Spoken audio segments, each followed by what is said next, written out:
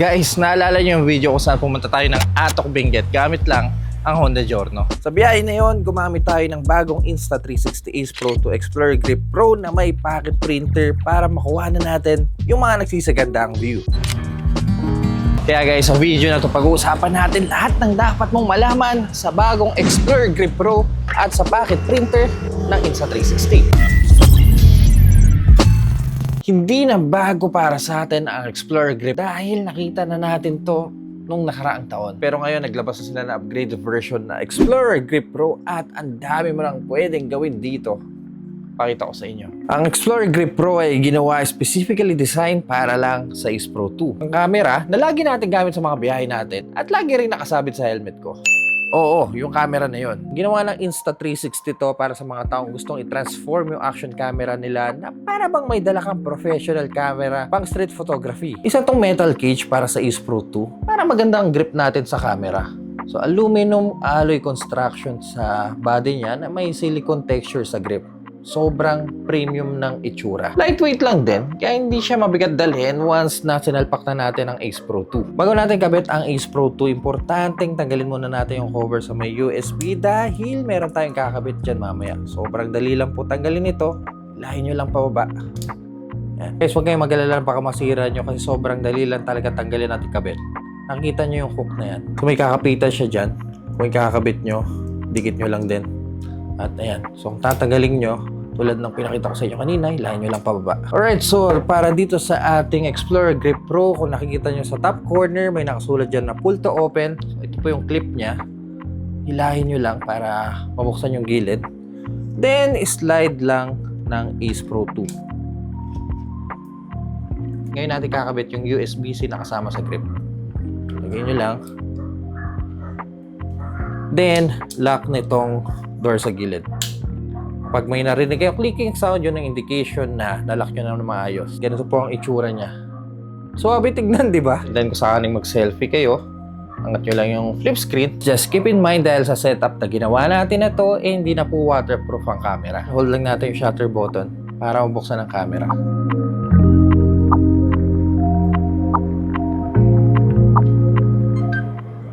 Once na nakasalpak na yung grip, every time bubuksan nyo siya, meron siya nakasulat Explorer Grip Connected. So para patayin, same goes, or para stop recording, hold lang natin to.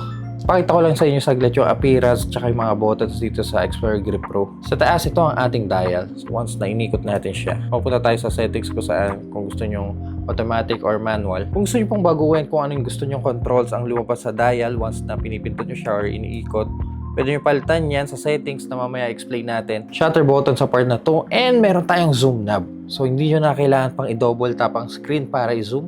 Katulad ng sabihin nating mirrorless camera. Kalikutin lang natin tong zoom knob. Diba? Napakadali na ng buhay. Dito kasi times 2 agad eh. Pagka shortcut siya. Ito kahit pa paano matitimpla natin. So dito po natin pwede ilagay ang wrist strap. Nakasama rin po sa box once na binili nyo. Yan yung itsura ng strap niya. Pero hindi po tayong culture dito sa taas. For example, gusto nyo maglagay ng additional ilaw o kaya mga microphone nyo. Dito sa gilid, dito po ang ating USB port. This is Type-C. Guys, kung napapansin nyo, meron tayong slot para sa memory card. Noong una, akala ko additional memory to para sa camera. Pero hindi pala. Storage pala to para sa spare SD card natin. So may rubber cover tayo para secure yung mga ports natin. At sa ilalim naman, ang quick release mounting point. Then sa loob ng grip ay may nakatagong 210 mAh battery na kahit tumagal ng 5 hours and 40 minutes of runtime. Ito ang kagandahan sa bagong Explorer Grip Pro. Meron kayong additional battery sa grip. Buksan lang natin yung camera. Then punta lang tayo sa settings para mabago natin kung ano man pwedeng baguhin sa Explorer Grip. So dito sa accessories, makikita natin yung battery percentage na Explorer Grip natin. Ito natin to. Ayan, dito natin pwedeng mabago yung sinabi ko sa inyo kanina, yung dial. For example, kung gusto nyo makita yung filters or mas prefer kayo makita yung shutter speed o yung shooting mode, depende sa inyo guys eh. Pero siguro mas pipiliin ko na lang sa filter para sakaling gusto ko ng mala cinematic shot o may kulay, maayos ko agad. Kung gusto nyo rin-enable ang settings na to, power the camera, firmware version at serial number. Actually, yun lang para settings niya. Meron din po tayong 3.5mm jack. Gusto nyo maglagay ng external microphone. Kasi itong cover niya to para sa jack, kasama to sa box once purchased. Lagay lang natin para may extra protection tayo. Hindi pasukan ng dumi o kung ano man. Subukan natin kumuha ng photo. Picture natin tong halaman. Okay, selfie tayo. Yung meron ka ng Explorer Grip Pro, best tandem dito ay ang pocket printer ng Insta360. Compact printer na hayahay dalhin kung saan-saan. Sa gilid, this is our power button para buksan ang printer. Hold lang natin ng at least 3 seconds. Mapapansin nyo, mag-flash yung LED indicator niya. So yung tunog na yun yung sabihin nating startup ng printer. Sa taas ito ang ating mounting point na mamaya papakita ko sa inyo kung paano kinakabit sa Explorer Grip Pro. And also USB-C port naman dito sa likod. Kung bibili po kayo nito, meron na po siya kasamang photo paper cartridge na 10 sheets per pack. Guys, handle with care dapat kayo dito sa cartridge para iwas moisture. Para ilagay yung cartridge, buksan lang natin yung slot dito sa gilid niya. Then sabay pasok ng cartridge. Also, meron na din kasamang quick release adapter ang printer na pwede natin kabit dito sa Explorer Grip Pro natin. Lagyan lang natin sa ilalim at ayan, slide lang natin tong mounting point dito sa slot na to. Pasok nyo lang. Ayan. Ganyan ang magiging itsura niya. Then, for example, hindi nyo naman siya ginagamit at gusto nyo ilagay sa bag, nag-aalangan kayo, baka yung ganitong setup maging bulky sa mga lalagyan nyo or casing nyo, tanggalin nyo lang. Then, pwede siyang isalpak ng nasa likod. Para organize sa loob ng mga bag natin. Tanggalin ko muna, subukan natin mag-print. Kasi every time nabubuksan nyo yung Ace Pro 2 at hindi nakuha ng printer, hindi po siya gagana. So, kailangan mong i-connect ang dalawa via Bluetooth. So, dito hindi na natin kailangan ng cable para sa connection. So, on lang natin tong printer. Again, 3 seconds.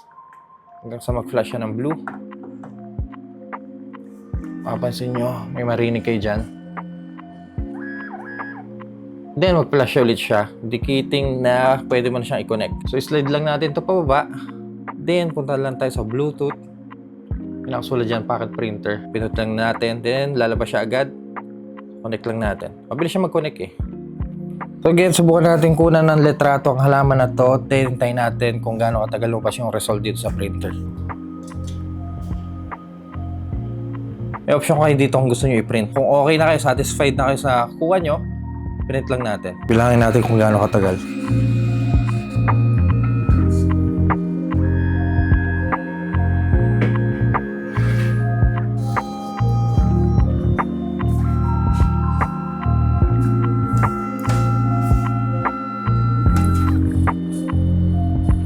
Mga 5 beses itong process na to eh.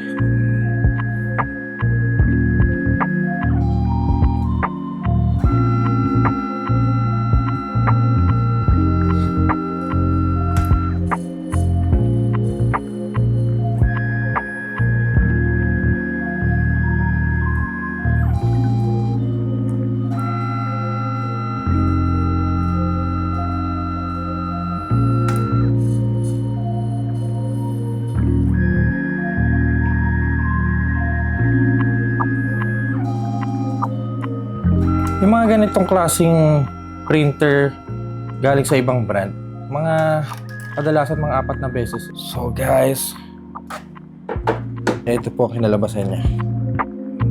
Aminig sa inyo, malinaw yung kuha niya. Diba? Sa mga nagtatanong, magkano naman yung ganyang setup? Para sa Ace Pro 2 Flash Print Bundle, mabibili niyo po ito for 34,990 pesos. Sa bundle na yun, hindi lang ito ang kasama. Meron pa kayo kasamang battery, casing, at kung ano-ano pa. Ngayon kung meron ka ng Ace Pro 2 at gusto mo ng printer lang, mabibili nyo po ito for 6,790 pesos. Saan nyo mabibili ang Ace Pro 2 Flash Print Bundle? O kaya naman yung printer lang, ilalagay po natin sa description yung link kung saan nyo pwedeng purchase. Pero hindi lang yan. Dahil paparating na po ang Valentine's at kung gusto nyo gumala ng mga jowa nyo o yung mga mahal nyo sa buhay, at gusto nyo ganitong setup para sa mga memories nyo. Naka 10% off ngayon ang Ace Pro 2 Flash Print Bundle. Kasama na din ang motorcycle bundle, maging ang X4 Air. Again, lalagay po natin sa description box yung mga link kung saan nyo pwedeng mabili. So ito po ang pinakabagong accessories ng Insta360 para sa Ace Pro 2. Let me know in the comment section kung ano masabi nyo sa setup na to. Kaya guys, kung nakatulong ang video na to, kindly leave a like at kung mahilig kayo sa mga ganitong content, lalo na pag bumotor, huwag kayong mag-alala dahil nasa tamang channel kayo. So make sure to press that subscribe button dyan sa baba. Ayun, no? Kaya mga cutie pie, see you po sa next content.